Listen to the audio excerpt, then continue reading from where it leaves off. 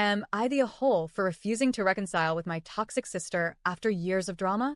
Let's call me Jessie, female, now in my 30s, have an older sister, Kathy, who is 10 years older than me. From the outside, we grew up in what people would call a good family. My sister was the golden child, athletic, smart, outgoing, always admired by relatives and neighbors. I was younger, quieter, more in her shadow.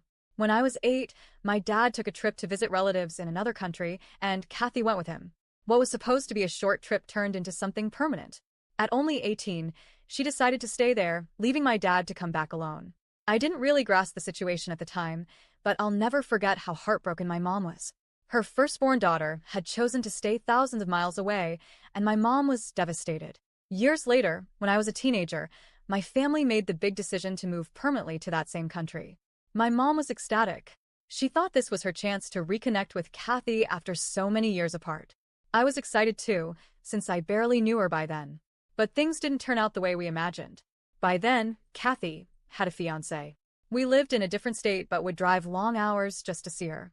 And the visits weren't strange. We were only allowed to be there when her fiancé wasn't home, and the moment he was on his way back, she would rush us out, saying he didn't like visitors. My mom often went to help her, cleaning, running errands, but the way Kathy acted, it felt like she was embarrassed of us. Like we weren't good enough for the life she wanted to project. She eventually married, a simple courthouse wedding, and had a baby. But the same cycle continued. She only called when she needed something. My mom, desperate to be part of her life, became her unpaid babysitter and housekeeper, only to be pushed aside again once Kathy no longer needed her. When her marriage fell apart, Kathy called us crying, begging for help. I drove hours to pack her up and bring her and the baby home. She hadn't even told her husband she was leaving. At the time, my family lived in a 2-bedroom apartment. My parents literally gave up their bedrooms so she and her baby would be comfortable. My mom slept with her, woke up through the night with the baby, and took over childcare during the day so Kathy could study for her nursing exams. Even when my parents later bought a house, they gave her the master bedroom. She refused it because it didn't have a bathtub. She kicked me out of the shared bathroom entirely so she could have full control. If I dared to complain, she'd accuse me of being selfish or not helping enough.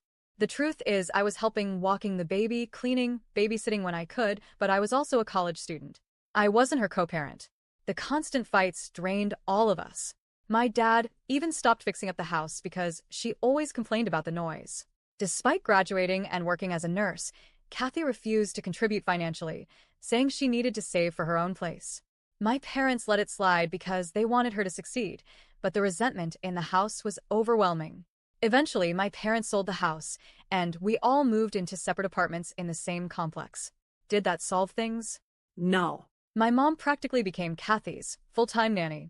She woke up at 4 a.m. every day, went to Kathy's place by 5 a.m. to watch my niece, went to work for a full shift, came back to relieve the babysitter, and stayed until late at night before finally going home to collapse in bed. She repeated this every single day and still did weekends so Kathy could go out. My mom was exhausted, but Kathy never acknowledged it. She just demanded more. Meanwhile, Kathy began openly admitting she wanted to find a man who could fully support her so she could live a comfortable, stay-at-home lifestyle. She wanted gyms, salons, vacations, not love or true partnership. My mom was stunned, since she had raised us to value independence and hard work. Fast forward. I grew up, graduated, moved abroad for a while, got married, had my own child, and eventually came back.